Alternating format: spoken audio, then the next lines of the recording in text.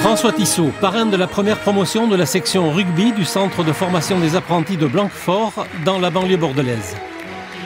Le deuxième ligne de l'Union Bordeaux-Bègles, l'ancien apprenti a passé CAP, BEP et Bac Pro avant d'embrasser une carrière professionnelle dans le rugby.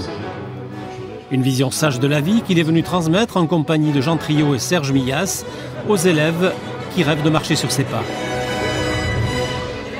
Il y a beaucoup de joueurs professionnels qui à l'âge de 30 ans, pensent déjà à l'après-rugby. Moi, j'ai acquis mes diplômes à l'âge de 20 ans, j'ai un métier dans les mains et je sais très bien ce que je vais faire après le rugby. C'est-à-dire ? La plomberie, je serai plombier. Donc c'est ce que je sais faire. Et j'aimerais ouvrir mon entreprise de plomberie. Voilà, c'est un de mes rêves. Si François Tissot a balisé seul son chemin, aujourd'hui, le parcours des rugbymen apprentis se structure avec une expérience déjà réussie. À Blanquefort, ils sont 18 dans une section rugby au fonctionnement bien particulier. Chaque joueur a son projet, une trajectoire différente des autres.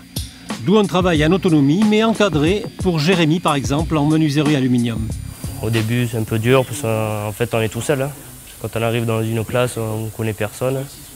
Après, dans l'année, on se rapproche, mais généralement, après, ça va. Bon, Jérémy a quand même, avant de venir en ALU, a eu un CAP de serrurier métallier. Donc il est sûr qu'il avance beaucoup plus vite que les autres et comprend beaucoup mieux les choses. Donc il a tendance à avoir un petit peu un parcours individualisé selon sa vitesse d'avance. Par rapport à l'emploi du temps, donc un petit du changement. Jérémy, comme tous ses camarades de promotion, est sous la responsabilité de Florent Torregaray, coordonnateur de la section rugby, qui exerce un suivi pointilleux de la formation. Comme ça, tu vas voir, travailler, pas de problème. Je viens le voir pour lui signifier qu'en fait, son emploi du temps change et qu'il va être pris sur d'autres cours, quoi. Voilà.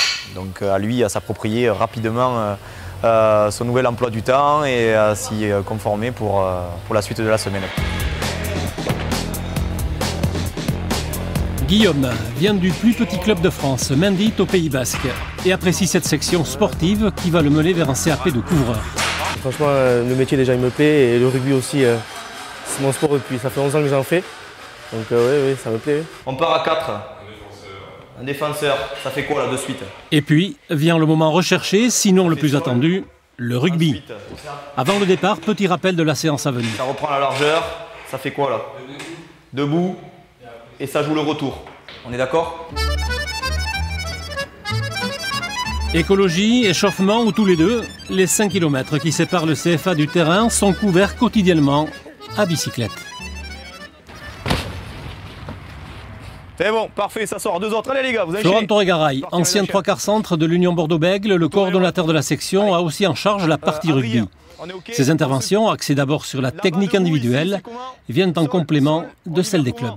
Alors mon travail, c'est un jeune qu'on essaie de former sur des aptitudes soit au poste, soit sur de la technique individuelle ou de la technique un peu plus collective, quoi. Voilà, donc on sort vraiment de l'aspect collectif, équipe, comme on peut le voir dans le club. Monsieur Torregaray nous prend spécifiquement chacun individuellement en touche de progresser, la condition.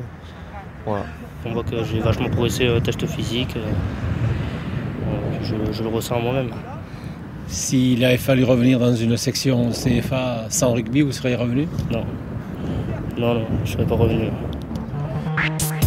Autre moment où le groupe rugby est réuni, l'enseignement général. Mais là aussi, l'individualisation des acquis est de mise. Sur chacune, si c'est chacune de ces phalanges, avec des cicatrices grosses, comme des lames de sabre. Elle est bien cette métaphore-là, cette petite comparaison. On a plusieurs métiers, plusieurs niveaux. Ils n'avancent pas tous au même rythme, donc voilà, c'est surtout de l'organisation et voilà. De l'autonomie aussi pour les jeunes, puisqu'on ne peut pas être... L'Association des régions de France et la Fédération française de rugby qui ont signé une convention. Et il va être désormais étendu à toute la France.